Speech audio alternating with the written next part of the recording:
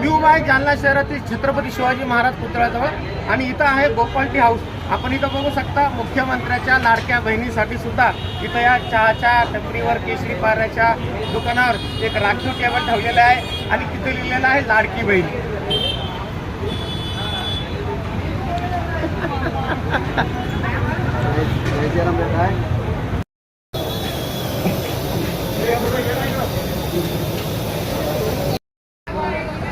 काम किती वाढवलं तुमचं परत सामान राहतं त्या बिल्डिंग मशीन टोटल आयटम पण राहते घेतल्या